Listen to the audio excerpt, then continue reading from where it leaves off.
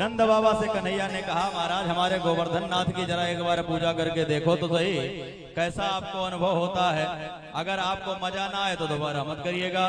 तो नंद बाबा ने कहा कि भाई सारे ब्रज प्रदेश में दुहाई लगाई कि भैया अब की बार हम इंद्र की पूजा न कर पावे, हम असमर्थ हैं पूजा करवे में, अब की हम गोवर्धन नाथ की पूजा करेंगे।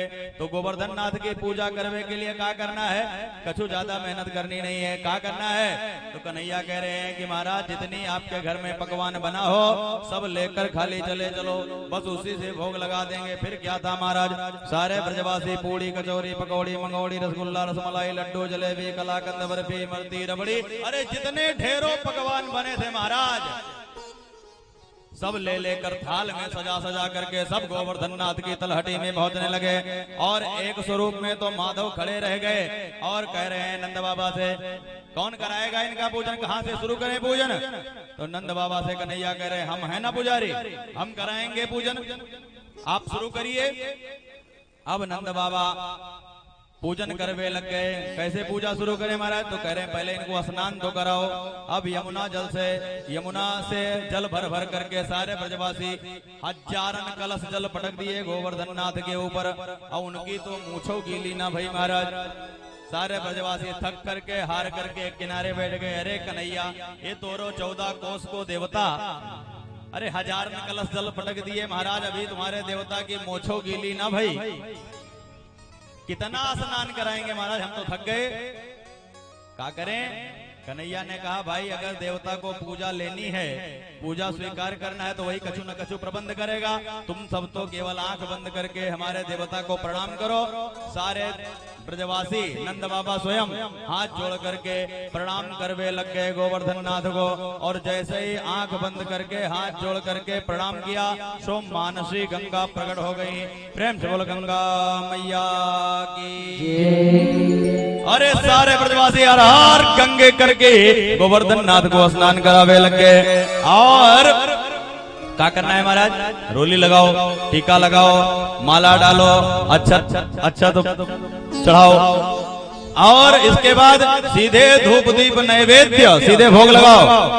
और एक स्वरूप में तो माधव वहां पर पूजा करवावे रख गए, पंडित जी बनकर खड़े हैं पूजा करवा रहे हैं। और दूसरे स्वरूप से ब्रजवासी के मध्य ही माधव सबके बीच खड़े रहे। और दूसरा स्वरूप बन करके गोवर्धन नाथ प्रकट हो गए। लाओ ब्रजवासियों भोग, प्रेम से बोलो गोवर्धन नाथ भगवान की। नंद बाबा ने दाढ़ी पर हाथ घुमाई। इस इंद्र की दाढ़ी के ने पूजा करते हुए पूरी उम्र बीत गई, बुढ़ापा आ गया। वाने आकर आज तक कभी दर्शन न दियो। कन्हैया हो चाहे जो तेरे देवता में कछु न कछु चमत्कार तो है। देखो आज पहली बार पूजा करवे आए और आज ही प्रकट होकर के दर्शन दे रहा है।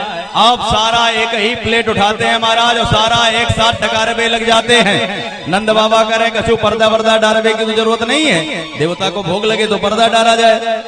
भगवान ने कहा नहीं नहीं, हमारे देवता चौड़े में ही भोग लगाते हैं, ऐसे खुले में ही। आप तो खाली ला लाकर पकड़ाते जाओ। और जैसे ही लाकर ब्रजवासी परात पकड़ाते हैं, थाली पकड़ाते हैं, तो एक ही बार में वो गोवर्धन नाथ डकार जाते हैं। श्री दामा आकर के भगवान के कान में बोला, अरे तेरा देवता कितने दिना का भूखा है भैया, इसके हाथ जो लगे सो डकार जावे। अरे कछु हम लोगों खाते भी प्रसादी वरसादी छोड़ेगा कि नहीं छोड़ेगा।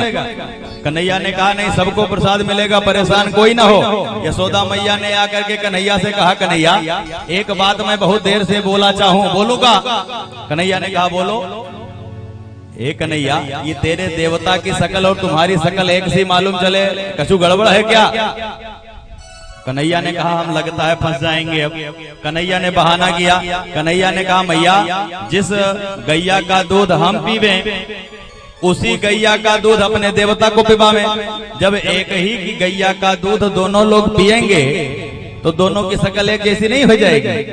हाँ कन्हैया वही मैं तब से हिसाब लगा रही हूँ कि तेरे देवता की शकल तुम्हारी जैसी कैसे मालूम चले। ए कन्हैया ये तेरे देवता तुम्हारी ही शकल का है, तो ध्यान रखना तेरे देवता के कछु चीज की कमी ना हो जाए। जो बताओ अब से फिर से रसोई में बैठ जाऊंगी, फिर से बनाऊंगी, तेरे देवता को भरपेट खिलाऊंगी।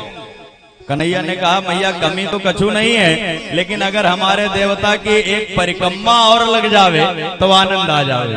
मैया ने कहा तेरे देवता के प्रसन्नार्थ हम कछु कर सके।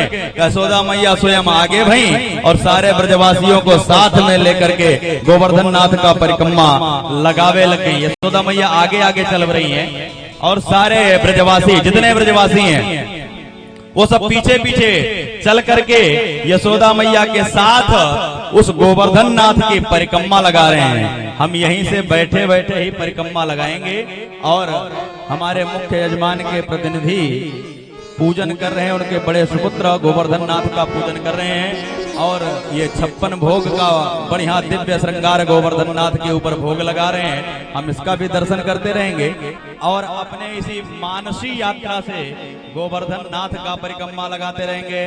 प्रेम से बोलो गोवर्धन नाथ भगवान की जय। मैं तो गोवर्धन को जाऊं